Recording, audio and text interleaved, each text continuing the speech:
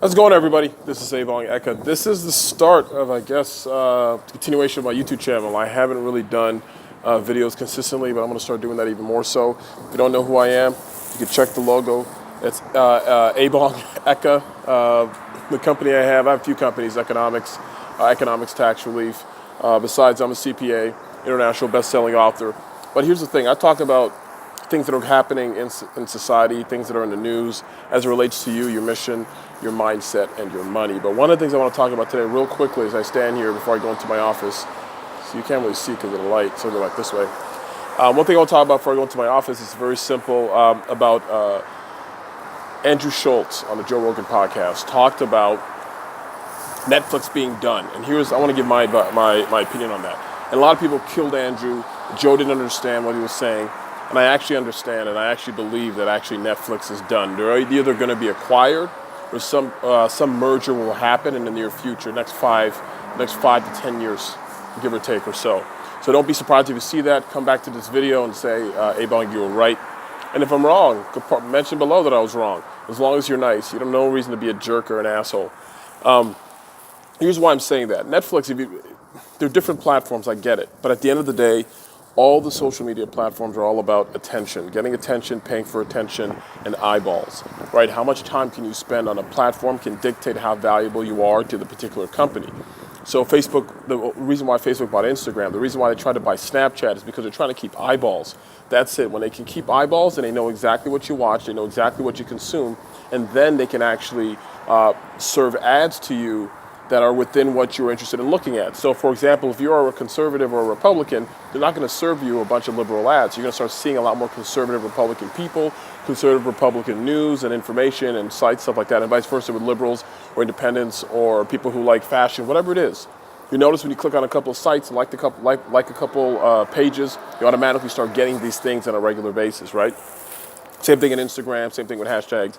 And so Facebook understands this, YouTube understands this. When you click on a few YouTube channels, same thing happens. You end up seeing a lot more channels that are similar to what you're interested in. So if you click on Joe Rogan, people who like Joe Rogan, you'll end up seeing Theo Vaughn and Krista Lee and all that whole group of people, because YouTube has been able to look from an algorithm perspective.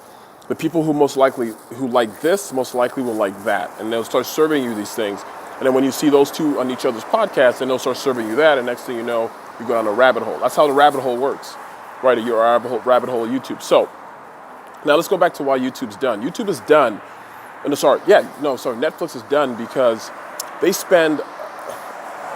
Before I go into that, let me say this: people are wasting their time thinking about how much Netflix charges versus YouTube and how they pay out. That's irrelevant. That's small potatoes. I was talking to somebody about this on Facebook, and he makes about 6 figures from his YouTube channel. He's like, my tiny YouTube channel is a lot of money. He doesn't understand. Hundreds of billions of dollars are generated. $100,000, $200,000 is chump change. It has nothing to do with it. It's a rounding error, right?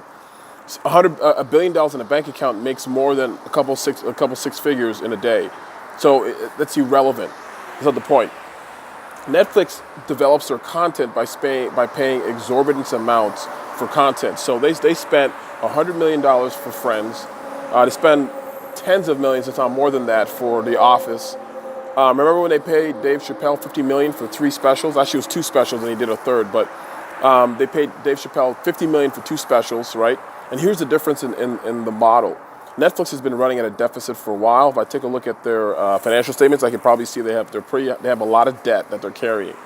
And here's the thing, because they're spending all that money acquiring content. They recently canceled all their Marvel shows. Why? Because Disney acquired them through Fox, the Fox deal, and they're going to start doing Disney. Disney's going to be launching their own streaming service, and Disney owns Marvel. So there's no point in Netflix putting money into Luke Cage and to the Iron Fist and all other Marvel type stuff, because what's the point of putting money in it? They don't own the brand anymore, and they can't control people watching it. And Disney has pulled all of Marvel off of Netflix platform. So within a year or two, you're going to start seeing Disney streaming their own. So Netflix pays $100 million for Friends.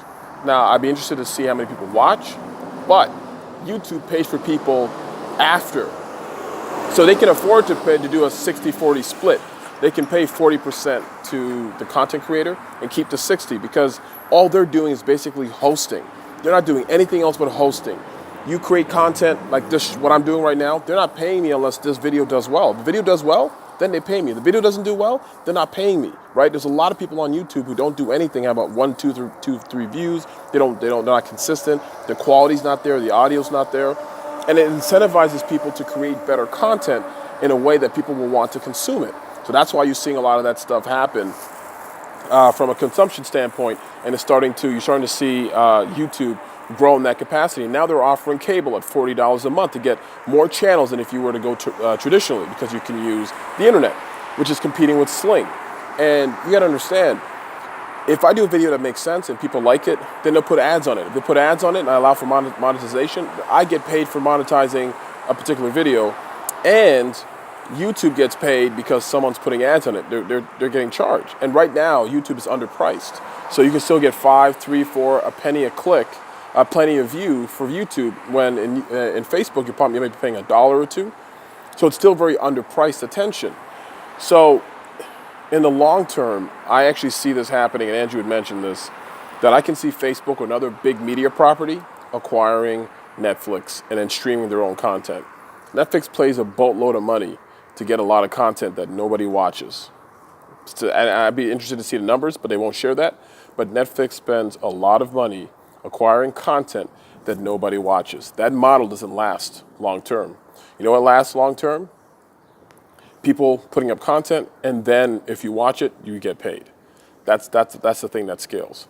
So that's basically what's going to happen. So anyways, do me a favor, if you like the video, like what I'm saying, if you have any questions, if you doubt what I'm saying, like, share, comment, and subscribe below. You'll see links in the description about what I'm doing, what I'm up to. And if you want to learn more about what we do at Economics Tax Relief, the link should be in there as well. If you want to learn more about the Economics Academy or economics as a whole, click the link below, leave a message, leave a comment. Tell me who you are, tell me why you like it, and tell me if you agree or disagree. Take care. Talk to you soon.